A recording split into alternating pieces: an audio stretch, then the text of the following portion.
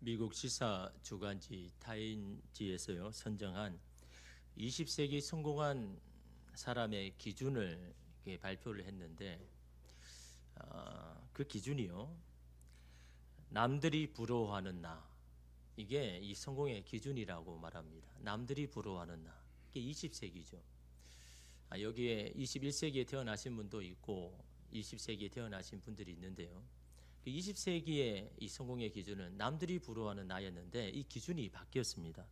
21세기가 되자 이 성공한 사람의 기준이요 내 마음에 드는 나, 나에 대한 자존감, 사명감을 가진 사람이 성공한 사람이다라고 그렇게 이야기하는 거죠. 내가 나를 바라보는 모습, 그 모습에 만족하는 사람이 그 사람이 성공한 사람이지, 남이 부러워할 나가 되는 그 사람은 성공한 사람이 아니다. 21세기에는 그렇게 바라보는 거죠. 여러분, 남들이 인정하는 나와 내 자신이 인정하는 나 사이에는 분명히 차이가 있겠죠. 남들이 인정하는 나는 어떨까요? 항상 불안하죠. 그런 자신이 되기 위하여서 노력을 하고 애를 쓰기는 하지만 남들이 인정하지 않을 수 있다는 이 불안감, 또 그런 나가 되어야 된다는 이 강박감이 아마 우리 일을 살아가는 오늘 우리에게 늘 불안감을 주는 요소가 아니겠습니까? 반면에 여러분, 내 마음에 드는 나, 그는 어떤 사람입니까? 자신에 대해서 만족하는 사람이죠. 다른 사람의 기준이나 판단이 중요하지 않습니다. 내가 내 모습을 보면서 어떻게 보는가, 그것이 중요하죠. 그래서 그런 사람들을 보면요, 자신만의 평가 기준이 있습니다. 세상에 다른 사람과 다른 그런 평가 기준을 다 가지고 있더라고요. 자신만의 삶의 철학이 분명히 있더라라는 겁니다.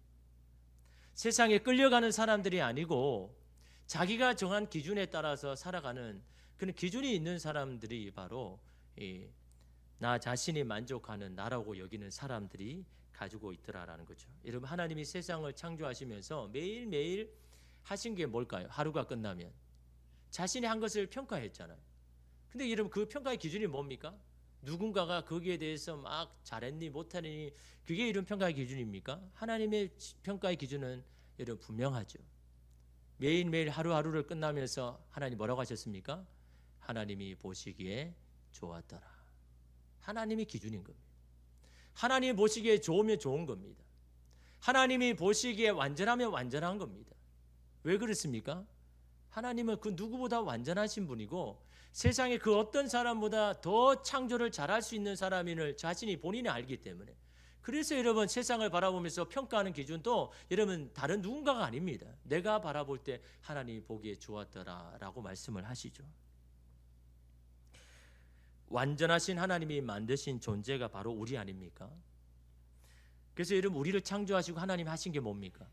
다른 것들을 해와 달과 또 식물과 동물을 창조하실 때는 보기에 좋았더라라고 하시면서 인간을 만드시고 하나님께서 평가하신 더한 게 뭡니까? 하나님 보시기에 심히 좋았더라. 이 심히, 너무너무나 내가 너무 잘했다, 너무 기쁘다. 누구를 만들고요? 인간을 만들고. 그분이 보기에, 우리 인간을 보기에 너무 좋았다라는 겁니다. 그분의 평가와 말씀이 우리를 판단하는 근거가 됨을 말씀하고 있습니다. 그 말은 무슨 말입니까? 우리의 자존감은 하나님이다. 하나님으로부터 우리의 자존감이 온다라는 거예요. 여러분, 이걸 기억하셔야 되는 겁니다. 하나님의 백성이고 하나님의 자녀라면요, 세상의 판단 기준이 여러분의 자존감을 높여주는 게 아닙니다. 하나님이 바로 우리의 자존감이 되는 거죠. 창세기 1장에 보면 하나님이 천지 만물을 창조하실 때 그 종류대로 창조하셨다라는 구절이 계속 반복되죠. 종류대로 창조하셨다. 이게 무슨 의미일까요? 종류대로 창조하셨다. 이미 그 종류에 대해서 하나님이 아시고 인식하고 있는 겁니다. 그렇지 않습니까?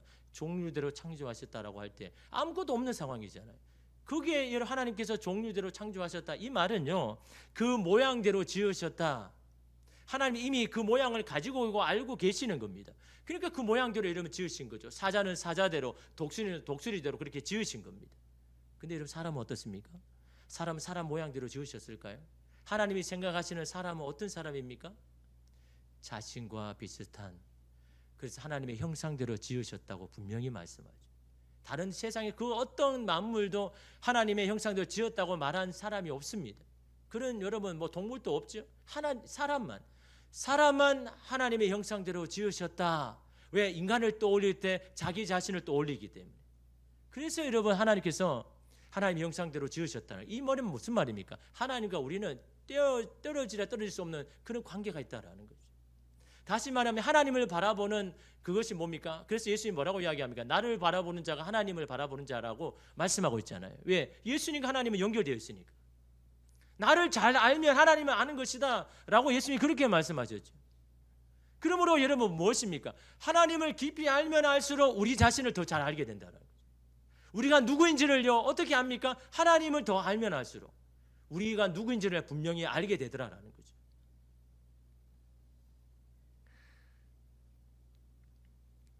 하나님을 깊이 알아갈수록 우리의 자존감은 높아지는 겁니다. 다른 것에 우리의 자존감을 높이는 게 아니라요. 여러분 이 세상에서 이기는 것이 좋습니까? 지는 것이 좋습니까? 이 목사님 당연히 이기는 거죠. 지는 거는요 한번 해보십시오. 속상하고 억울하고. 그런데 그 이김은 영원하지 않고 언제나 뒤바뀔 수 있다라는 것이 이게 맹점이죠. 거기에 사람은요 불안해합니다. 지금은 내가 이겨서 너무 좋지만 언젠가는 이것이 바뀌어서 나도 질 수가 있는데 라는 이 불안감이 인간에게 여전히 있는 거죠. 그래서 이기고 지는 세상에서 사는 것 자체가 사실은요 이 괴로움입니다. 누군가에게는 불행이 만들어내니까요. 나에게는 기쁨의 여러분 이 승리의 기쁨을 줄지 몰라도 누군가에게는 여러분 이 지는 이 불행을 만들어내는 것이 이 세상이기 때문에 늘 이기는 자와 더 이상 지려고 하지 않는 자 사이에는요 승자는 없습니다. 다 패배자입니다. 이처럼 이기는 과 지는 것은 세상이 만들어 놓은 경기장 아닙니까? 정해진 여러분 세상의 룰대로 하는 경기와 같은 거죠. 하나님께서 그런 세상을 만드시지 않으셨습니다. 그런데 세상이 만들어 놓은 경기장은요 늘 승자와 패자가 존재합니다. 그 룰이 시대마다 달라할 뿐이지만 항상 결과는요 승자와 패자가 남습니다. 가진 자와 못 가진 자, 힘이 센 자와 약한 자, 많이 배운 자와 그렇지 않는 자, 늘 이런 이분법적인 잣들을 가지고 승자와 패자를 가르죠. 그리고 우리를 판단합니다. 여러분 우리가 행복하기 위해서는요 이런 세상에서 벗어나야죠. 이런 세상의 영향을 받지 않아야 되죠. 세상에 만들어오는 경기에 참여하지 않아야 되죠. 그 방법은 다른 것이 아닙니다. 세상과 다른 길을 걸어가야죠. 세상이 판단하고 기준하는 것에 여러분 연연하지 않는 거죠. 그러기 위해서는요 이기는 것과 지는 것에 인생의 방점을 두지 않는 겁니다. 방향점을 두지 않는 겁니다. 내 인생의 목적이 이기는 것에 여러분 목적을 두지 않는 겁니다. 세상의 판단에 연연하지 않는 거죠. 다만 주어진 일에 최선을 다했는가 아니면 게을리 했는가, 하나님이 주신 시간을 성실하게 살았는가 아니면 낭비하며 살았는가, 이것이 어떻게 보면 우리의 삶의 인생의 판단의 기준이 되어야 되는 거죠. 그리고 우리가 누구인지를 아는 것이 참으로 중요합니다. 세상이 우리를 말하는 것이 우리가 아닌 겁니다. 하나님께서 우리에게 말씀하시는 것이 우리 자신인 겁니다. 우리는 세상에서 이기려는 자가 아니라 이미 이긴 자로 우리를 부르시고 살아가게 하시더라는 거죠. 더 많이 취하기 위해서 살아가는 자가 아니라 이미 주신 것을 잘 사용하며 살아가는 사람이 오늘 우리 아닙니까? 왜냐하면 하나님 우리에게 주신 것이 가장 합당하고 선한 거기 때문에. 주시지 않는 것에 연연하지 않고 애달하지 않는 것, 주신 것에 만족하며 그것으로 행복을 만들어가는 사람, 그 사람이 하나님의 사람이고 그리스도인 아닙니까? 주시지 않는 것은요 내게 불필요하기 때문에 안 주신 겁니다. 그런데 우리는 계속해서 달라고 하죠. 더 많이 주십시오, 더 많이 주십시오. 그걸 관리하지도 못하면서. 여러분 하나님 앞에 더 많이 달라고 하려고 하면요 하나님 앞에 그것을 잘 관리할 수 있는 능력 달라고 기도하십시오. 하나님이 여러분 주셨을 때는요 그걸 잘 사용해야 되는 겁니다. 하나님이 원하고 필요한 것을 흘러보낼 수 있는 그런 능력과 그런 자질을 갖춰야죠. 하나님이 주신 건 내게 가진 것이 아니라 하나님이 내게 허락하신 것이기에 하나님이 기뻐하신 것에 흘러보낼 수 있다면요 하나님 마음껏 부어주시죠. 우리에게 필요하지 않기 때문에 안 주신 겁니다. 그러므로 우리의 당당함은요, 우리의 어떠함에 있는 게 아니죠. 우리의 존재감은 바로 우리를 끝까지 사랑하시는 하나님의 사랑에 있다라는 것을 여러분 우리는 생각을 해야 됩니다. 오늘 말씀도 마찬가지입니다. 여러분이 잘 아시는 본문 말씀이죠. 6월절이 시작이 되고 그래서 예루살렘 성에 입성하시는 예수님의 모습을 보여주는데 그 예수님의 모습을 보니까 인간적으로 보면 너무너무 아닌 겁니다. 이거는 어떤 세상을 구원할 왕의 모습이 아닌 거죠. 너무 초라하고 볼품없는 모습입니다. 근데 정작 그 모습으로 가는 예수님은 너무 당당하더라고요. 우리가 만약에 그런 모습으로 여러분이 간다면 어떨까요? 저라면 어떻게 합니까? 막 피해 다니거나 아니면 막 수건을 쓰고 몰래 막 들어가거나 너무너무 초라하잖아요. 이게 무슨 왕도 아니고. 근데 예수님은요, 너무너무 당당합니다. 그 당당함이 도대체 어디서 오는 걸까요? 예수님은 예루살렘 근처에 있는 이 벳바게에서 제자들에게 말씀하셨죠. 야, 너희들 저 마을에 들어가서 나귀 하나를 데려온나. 그 나귀를 타고 내가 예루살렘에 입성할 것이다 라고 그렇게 말씀합니다. 6절과 7절에 보니까요, 제자들이 가서 예수께서 명하신 대로 하여 나귀와 나귀 새끼를 끌고 와서 자기들의 겉옷을 그 위에 얹음에 예수께서 그 위에 타시니. 이 벳바겔에서 예루살렘까지는요 3km입니다. 거리가. 여러분 3km면 뭔 거리입니까? 여러분 운동하고 걸을 때 3km도 가잖아요. 3km는 그렇게 먼 거리가 아닙니다. 보통 때 갔으면 예수님이 다 그냥 걸어 다니셨죠. 근데 왜 갑자기 오늘따라 나귀를 타고 들어간다고 하시는 것일까요? 그 이유가 무엇입니까? 예수님의 당당함에는 한 가지가 뭡니까? 나는 세상 사람의 뜻을 이루는 게 아니라 하나님의 뜻을 이루려고 이 땅에 왔다라는 이 분명한 사명감이 있으니까. 그래서 사람들의 어떠함에 이러면 신경을 안 쓰는 겁니다. 왜 이러면 나귀를 타가야 됩니까? 이게 초라한 모습이고 볼품없는 모습임에도 불구하고 왜 예수님은 세상 사람이 원하지 않는 그런 모습으로 들어가는 겁니까? 그것이 하나님의 뜻을 이루는 것이기 때문에. 여러분 나귀를 타고 여러분 들어갈 거라는 건 이미 선지자가 예언한 거잖아요. 스가랴 9장 9절에 보니까 시온에 따라 크게 기뻐할지어다 예루살렘에 따라 즐거이 부를지어다 보라 내 왕이 내게 임하시나니 그는 공의로우시며 구원을 베푸시며 겸손하여서 나귀를 타시니 나귀의 작은 것 곧 나귀 새끼니라. 이 스가랴는 여러분 뭐습니까? 메시아가 왕으로 나귀 새끼를 타고 예루살렘에 입성할 것을 미리 예언하셨죠. 예수님이 이렇게 하신 이유가 뭡니까? 그 말씀하신 것을 이루기 위하여서 이렇게 하신 겁니다. 다시 말하면 자기가 이 땅에 온 것은 하나님의 뜻을 이루기 위해서 이 땅에 오셨다는 이 사명감이 있기 때문에 여러분 당당한 겁니다. 다른 사람이 어떻게 해도 중요하지 않습니다. 나는 하나님의 뜻을 이루어 이 땅에 왔다. 여러분 오늘 우리의 당당함도 그래야죠. 여러분이 직장생활 하는 것 무엇을 위해서 합니까? 물론 내 가정을 위해서 내 삶을 풍요롭게 하죠. 그거는 여러분 부차적인 거죠. 내게 주신 이 일이 하나님의 뜻을 이루는 그런 직장이 되어야죠. 그 직장의 일이 하나님의 영광을 드러내는 여러분 사건이 될 때 여러분 오늘 우리는 그것은요 하나님 받으시는 거예요. 여러분의 땀 흘리는 것 수고하는 것 허비되는 게 아닙니다. 하나님 받으시는 거죠. 하나님의 뜻을 이루는 내 직장이 되어야 사명감이 그게 여러분 당당함이 나오는 겁니다. 그러니까 사람이 인정 안 해줘도 괜찮은 겁니다. 사람이 안 봐도 나는 그 일을 하는 겁니다. 왜? 나는 하나님의 뜻을 이루기 위해서 이 직장을 하는 거니까. 당신 왜 그렇게 미련하게 하느냐? 사람들이 그래도 여러분 괜찮습니다. 나는 하나님의 뜻을 이루는 것. 사람을 좋아하는 게 아니라 하나님을 기쁘게 하기 위해서 하는 건 아닙니까? 그동안 여러분 예수님은 자신이 메시아라고 말하지 않으셨습니다. 근데 굳이 왜 지금은 메시아라고 이야기하는 겁니까? 이제 하나님의 뜻을 이룰 때가 되었으니까. 근데 제자들이 어떻습니까? 그런 예수님 앞에 그 나귀에다가 어떻게 하면 자기 옷을 벗어가지고 안장을 만들죠. 제자들이 예수님의 이 마음을, 이 당당함을 다 알아서 했을까요? 아마 그런 마음은 아닐 겁니다. 제자들의 심정이 어떨까요? 기왕 가는 거 좀 멋있게 대단하게 큰 말을 타고 개선 장군처럼 예수님 좀 그렇게 가면 저의 어깨도 힘이 나고 좀 폼이 날 텐데 하나님 예수님 이게 뭡니까? 이게 나귀 새끼 타고 지금 뭐 하는 겁니까? 그런 심정이었지만 여러분 제자들이 여러분 그럼에도 불구하고 그렇게 안자까지 해서 하는 이유가 뭘까요? 예수님이 지금은 어쩔 수 없습니다. 지금은 당신이 메시아라는 것을 사람에게 알리는 것이 더 중요합니다. 지금은 이렇게 들어가지만 예수님께 예루살렘에 가셔서는 정말 멋진 왕으로서 대단한 일을 하실 거라 믿습니다. 당신의 능력 앞에 콧대 높은 제사장과 서기관과 바리새인들이 당신의 발 앞에 항복하는 것을 저는 보기를 원합니다. 이 모든 서름과 부끄러움을 나중에 다 갚아주시겠죠. 아마 제자는 그런 마음으로 따르지 않았겠습니까? 오늘 우리도 주님을 믿으면서 이런 마음을 가질 때가 많잖아요. 하나님, 저 힘든 거 아시죠? 누구에게 힘든 거 아시죠? 제가 이렇게 견디고 참으면 하나님께서 이 모든 것들을 완전하게 하시고 거기에 대해서 하나님께서 다 갚아주실 줄 믿죠. 하나님 그렇게 하실 줄 믿습니다라고 이런 우리의 신앙생활을 해나갑니다. 여러분, 거기에는 한계가 있습니다. 거기에는요, 우리 당당함이 없는 겁니다.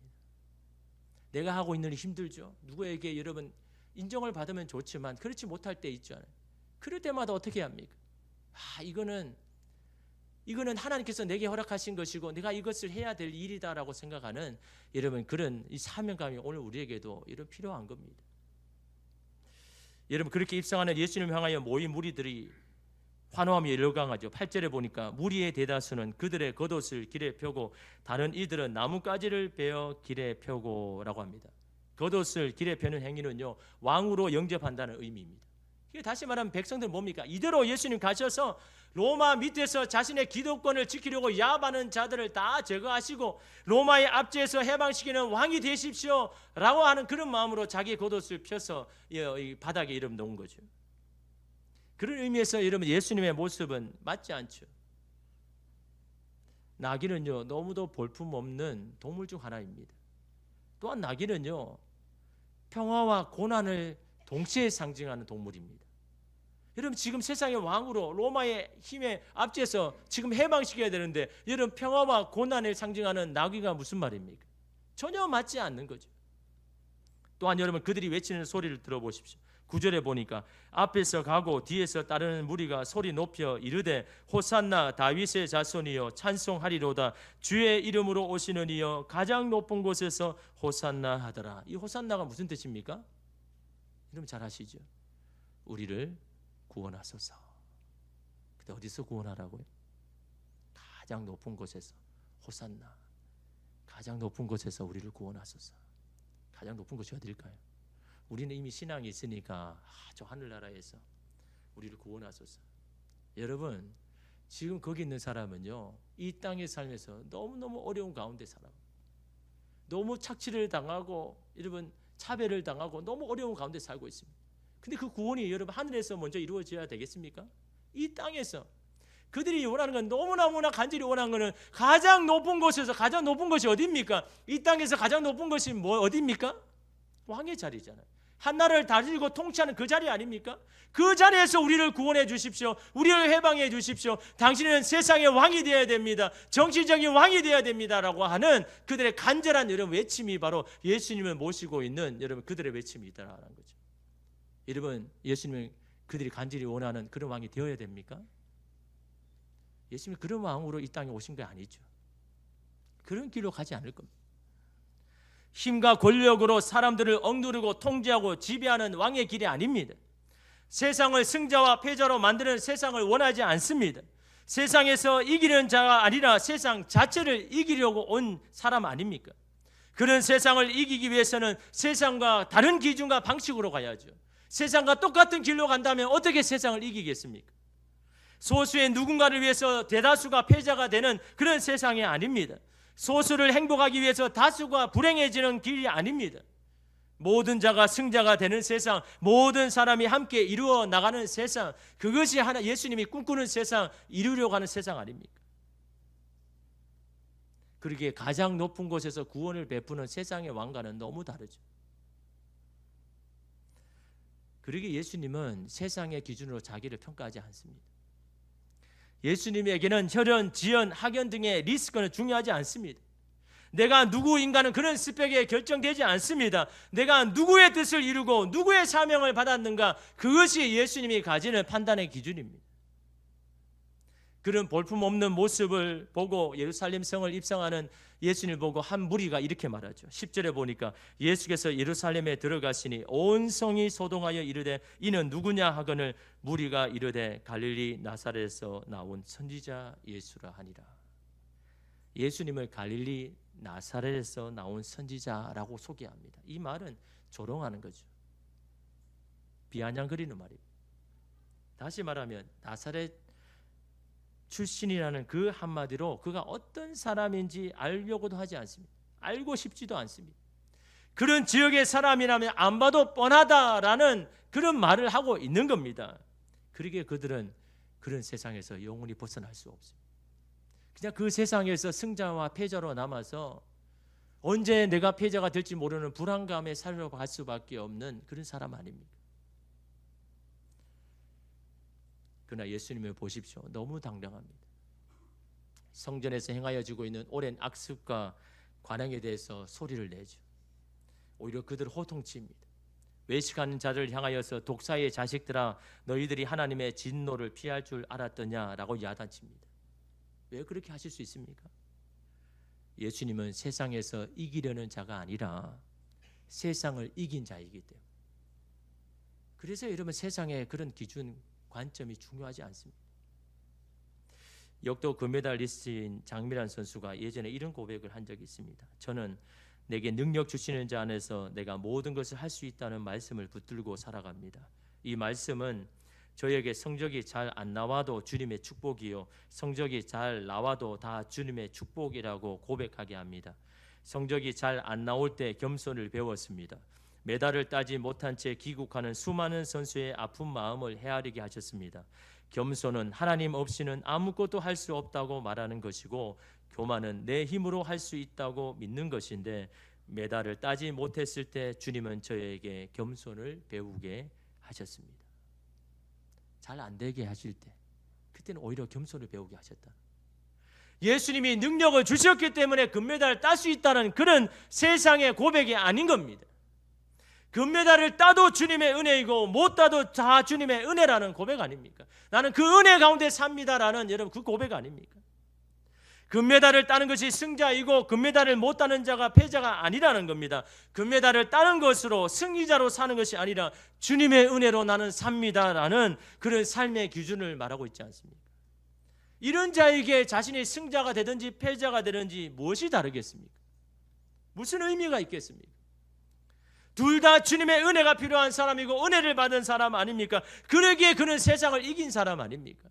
그 세상에 이기려고 막 발부림치는 사람이 아닌 겁니다. 하나님의 기준을 가졌기 때문에, 나는 주님의 은혜로 살아가기 때문에, 따도 하나님 앞에 영광이고 못 따도 하나님이 주신 은혜다라고 생각하는 이 사람은 더 이상 여러분 세상의 기준으로 어떻게 할 수가 없죠. 세상은 여러분 어떻습니까? 잘 되면 당신은 승자고 못 되면 당신은 패자라고 말하는 이런 규정에 그는 거기에 상관없는 사람 아닙니까? 주셔도 하나님 앞에 감사하고 안 주셔도 하나님 앞에 감사하고, 내 뜻대로 되어도 하나님 앞에 감사하고 내 뜻대로 되지 않아도 하나님 앞에 감사할 수 있는 사람을 누가 세상의 기준으로 판단하겠습니까? 바울도 세상을 이긴 사람이죠. 그의 고백을 보십시오. 빌립보서 4장 11절에서 13절 말씀에 내가 궁핍 마음으로 말하는 것이 아니니라. 어떠한 형편에든지 나는 자족하기를 배웠노니 나는 비천에 처할 줄도 알고 풍부에 처할 줄도 알아 모든 일 곧 배부름과 배고픔과 풍부와 궁핍에도 처할 줄 아는 일체의 비결을 배웠노라. 내게 능력 주시는 자 안에서 내가 모든 것을 할 수 있느니라. 세상에는 배고픔, 배부름 큰 차이를 가져오죠. 풍부와 궁핍은 행복과 불행을 결정짓는 기준이 됩니다. 그러나 바울은 이런 기준에 상관이 없고 연연하지 않습니다. 얽매이지 않습니다. 배부름에 처해도 배고픔에 처해도 상관이 없다라고 말합니다. 왜 그렇습니까? 어떤 상황에도 내가 만족할 수 있는 비결을 가졌기 때문에, 기준을 가졌기 때문에, 세상에 그런 기준이 아니기 때문에, 그래서 어떤 상황에도 여러분 괜찮은 겁니다. 그 기준이 뭡니까? 두 가지죠. 한 가지는 내게 능력 주시는 자가 바로 예수님이라, 주님이시라. 내가 할 수 있는 것이 아니라, 내 능력이 할 수 있는 것이 아니라 내게 능력 주시는 것은 바로 주님이시라라는 이 한 가지. 또 한 가지가 뭡니까? 내가 주님 그 안에 내가 살아가고 있다라. 그것만이 내게 중요하다는 거예요. 내가 주님 안에서 살아가는가 안 살아가는가, 그것이 내 삶의 판단의 기준이 되고 있다라고 이런 바울은 말하고 있는 겁니다. 세상의 기준이 나의 기준이 아니라 내가 지금 주님 안에서 살아가려고 하고 있는가 아니면 세상 밖에서 사는가, 이것이 바로 나의 기준이다라고 말하고 있습니다. 그런 바울이 세상을 이긴 사람이죠. 세상이 두려워할 믿음을 소유한 사람 아닙니까? 여전히 세상에서 이기려는 자로 서기 위해서 몸부림을 치는 우리에게, 그런 세상에서 두려움을 떨치지 못하는 우리에게 예수님은 이렇게 말씀합니다. 요한복음 16장 33절에 이것을 너희에게 이르는 것은 너희로 내 안에서 평안을 누리게 하려 함이라. 왜 예수님이 이 말씀합니까? 너희들이 이 세상에서 평안을 누리게 하기 위해서 이것을 하는데 이게 뭡니까? 세상에서는 너희가 환난을 당하나 담대하라, 내가 세상을 이기었노라. 세상을 이겼다는 이 사실을 내가 너희에게 말하는 것은 그것으로 인해서 너희가 세상에서 평안을 얻기를 원한다. 너는 이미 승리자다. 너는 이미 이긴 자다. 내가 이겼기 때문에 나를 따라오는 모든 너희도 이미 이긴 자다. 승리자로 이 땅을 살아가라. 그래야 세상에서 평안을 누릴 수 있다. 늘 승리자가 될까 안 될까, 나는 패배자가 될까라는 그런 두려움에 불안에 떨지 말고 세상을 이긴 나를 바라보고 그 이긴 승리를 너희에게도 줄 것이니 너는 이긴 자로 이 세상을 살아가라. 왜 패배자처럼 살아가느냐? 왜 세상의 기준에 연연해서 살아가느냐? 너는 이미 세상을 이긴 사람이다. 그 이긴 자로 살아가라고 여러분 주님이 말씀하죠. 세상을 이긴 자로 예루살렘 성에 입성하시는 주님께서 오늘 우리 삶 속에도 찾아오시죠. 그리고 함께 하십니다. 내가 세상 가운데 당당할 수 있는 이유를 너희도 함께 가지고 이 세상 앞에 당당하게, 너희는 하나님이 부르신 자고 하나님의 뜻을 이루기 위해서 부르심을 받은 사명자임을 오늘 저와 여러분에게도 말씀합니다. 여러분 주님께 받은 사명 뭡니까? 여러분 가정에서, 여러분의 삶의 자리에서, 여러분의 교회에서 하나님께 받은 사명, 그 뜻을 위해서 나는 살아간다고 여러분 결단해야 됩니다. 그렇게 사람의 눈치 볼 필요도 없고 사람의 인정도 받을 필요도 없습니다. 사람이 나를 어떻게 평가하는 것도 여러분 그렇게 들을 필요도 없습니다. 우리는 주님의 뜻을 이루기 위해서 이 땅에 하나님 앞에 부르심 받은 자로 살아가는 저와 여러분 되시기를 주님의 이름으로 축복합니다.